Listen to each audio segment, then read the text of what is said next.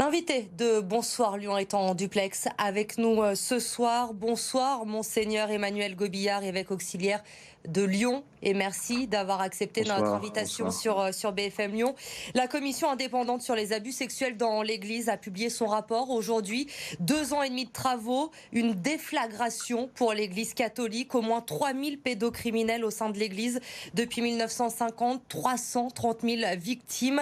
Ce rapport sauvé, Monseigneur Gobillard, c'est un véritable séisme, on peut le dire, pour l'Église française. Oui, c'est une honte. C'est une honte. Le chiffre est horrifiant. Et derrière ce chiffre, moi, je voudrais d'abord dire qu'il y a des personnes, il y a des personnes réelles qui souffrent, dont la vie a été brisée. Et voilà, je voudrais commencer par penser à elles. Aujourd'hui aussi, elles souffrent, parce qu'il y a tout qui remonte. Bien sûr, c'est un choc aussi pour tous les catholiques de France. Moi, je voudrais que les catholiques de France, ils aient le cœur brisé. Le cœur brisé de compassion pour les victimes, dans un premier temps. Ensuite, c'est aussi, moi je voudrais dire merci aussi à Jean-Marc Sauvé, à toute son équipe, à tout le travail incroyable qu'ils ont fait. Ils ont fait un travail d'indépendance, ils ont fait un travail de vérité. On est très secoués, l'institution est très secouée, mais c'est un travail nécessaire. Je pense que c'est un travail salutaire. Vous parlez de honte, ce sont les mots également aujourd'hui du président de la conférence des évêques de France, Éric de Moulin de Beaufort, qui a exprimé la honte, l'effroi en demandant pardon aujourd'hui aux victimes. C'est une question peut-être un peu naïve ce soir, Monseigneur, mais comment l'Église a pu fermer les yeux autant de temps? Pourquoi avoir attendu aussi longtemps pour briser cette omerta? Vous avez raison, c'est beaucoup trop long, c'est scandaleux.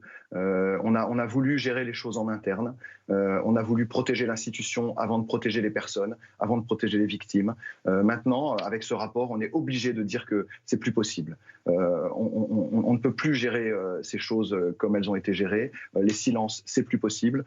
Et on doit apprendre à vivre une révolution. Et cette révolution, c'est ceux qui sont capables de gérer ces questions, c'est la police, c'est la justice. C'est vivre tout cela à l'extérieur de l'Église et faire confiance à ceux dont c'est le métier. C'est la première révolution. J'allais dire que c'est la révolution la plus urgente. Une enfance en danger, c'est d'abord le 119. C'est d'abord le procureur de la République. C'est d'abord la gendarmerie et la police. Et il y a aussi tout un travail à refaire au sein de l'Église elle-même. Monseigneur Gobillard, le diocèse de Lyon, on le sait, a été éclaboussé par l'affaire Prénat en 2016. C'est l'époque justement où vous êtes devenu l'évêque auxiliaire de Lyon. Depuis 5 ans, vous avez entendu, vous, de nombreuses victimes. La parole s'est clairement libérée, car ces abus sexuels ne sont pas terminés aujourd'hui dans l'Église en France. Effectivement, moi je suis en charge des dossiers actuels, j'allais dire, donc on ne peut pas dire que c'est terminé, c'est impossible, j'en suis le témoin, je reçois régulièrement des victimes, je suis en lien direct avec le procureur de la République pour le suivi de chacun de ces dossiers.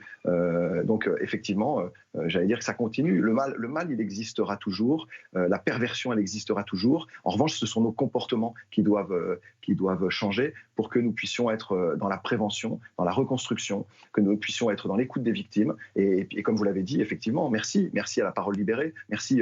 Voilà, ils nous ont secoués, ils nous ont poussés. Et c'est grâce à eux, en particulier à Lyon, que tout ce travail a pu être fait. Combien de victimes, pour qu'on se rende compte, avez-vous entendu à Lyon depuis votre arrivée?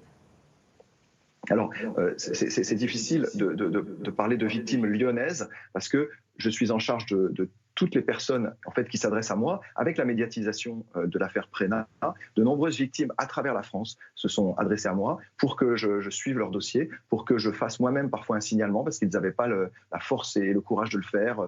Le courage, pardon, excusez-moi, c'est pas du tout le terme que je voulais employer. C'est vraiment, ils se disaient, est-ce que l'Église est capable d'aller jusque-là? Il y en a plusieurs qui se sont dit ça. Donc, ils se sont adressés à moi et moi, automatiquement, j'ai fait ce qu'on appelle un article 40.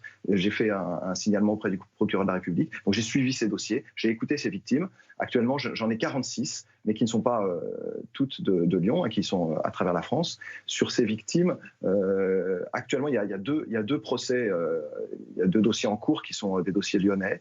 Il y a eu 16 procès à Lyon et il y a eu 76 cas qui ont été traités depuis les années 50, en tout cas que nous connaissons. Peut-être qu'avec le rapport de la SIAZ, nous en apprendrons encore d'autres. Comment expliquer aujourd'hui qu'il y a encore 3 fois plus d'agresseurs sexuels au sein de l'Église que dans la société?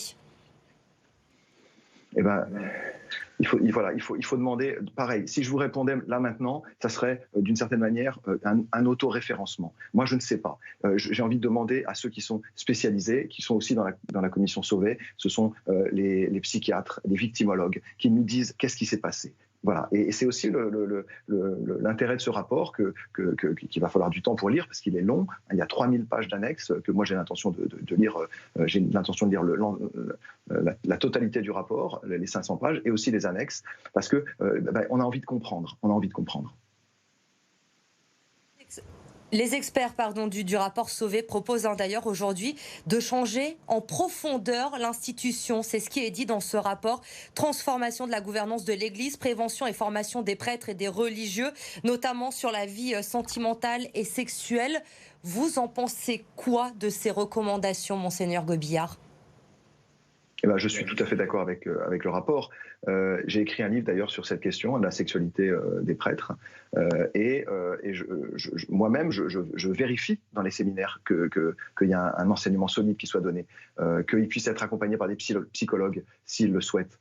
Qu'il y ait un véritable changement. On considérait la sexualité comme quelque chose de honteux. On n'a pas su accueillir la sexualité comme elle devait l'être. Et du coup, certains peut-être ont mis une espèce de cocotte minute sur ce qu'ils étaient. Ils ont peut-être perçu en eux-mêmes des perversions, des graves déviances, et ils ont cru que dans l'Église, ils pourraient être protégés de l'expression de ces perversions. Et bien en fait, on se rend compte que ce n'est pas le cas, parce qu'il n'y a pas eu de formation, parce qu'il n'y a pas eu assez de formation dans le domaine de la sexualité. Il faut penser aujourd'hui ouvrir le débat du célibat pour les prêtres, selon vous ? Alors, en fait, vraiment, aujourd'hui, on est sur la question de la pédocriminalité. Je comprends qu'il y ait des gens qui soient très choqués par la question du célibat, mais dans le rapport, on a vu aussi que 80% des agressions sexuelles sur mineurs avaient lieu dans les familles. Donc, vous comprenez bien que le célibat n'est pas en jeu, en tout cas sur cette question. Et aujourd'hui, je pense qu'il faut d'abord se concentrer sur la pédocriminalité. Bien sûr qu'il y a plein d'autres questions dans l'Église qu'il faudra traiter, mais je ne pense pas qu'il y ait un lien entre les deux. Une dernière question, Monseigneur Gobillard. On va revenir sur Lyon, la condamnation du père Prénat, la relaxe l'an dernier du cardinal Barbarin, son départ de Lyon. Est-ce que vous diriez aujourd'hui que le diocèse de Lyon a enfin tourné la page ? Alors, je ne dirais jamais ça. Parce que dire ça, c'est aussi considérer que voilà, c'est fini. Non, il ne faut jamais dire quelque chose comme cela. Non, on essaye, on travaille. Dans le diocèse de Lyon, il y a des formations qui sont proposées à tous les acteurs pastoraux, les prêtres, les diacres, les laïcs en mission ecclésiale, des formations qui sont faites par des procureurs de la République, des commissaires de police, des psychiatres, des victimologues, pour que tout le monde s'empare de cette question. Donc il y a un travail de fait, c'est certain. Il y a un choc qui a été vécu à Lyon, c'est certain. Maintenant, je pense que ça serait vraiment une grave erreur de ma part de dire qu'on est arrivé. On est loin d'être arrivé. On a encore beaucoup de chemin à faire. Et donc, il faut que toute l'Église, tous les chrétiens à Lyon se sentent concernés par ce travail d'écoute des victimes, de prévention et de signalement. Merci beaucoup, Monseigneur Gobillard, d'avoir répondu à notre invitation ce soir sur BFM Lyon. Merci à vous.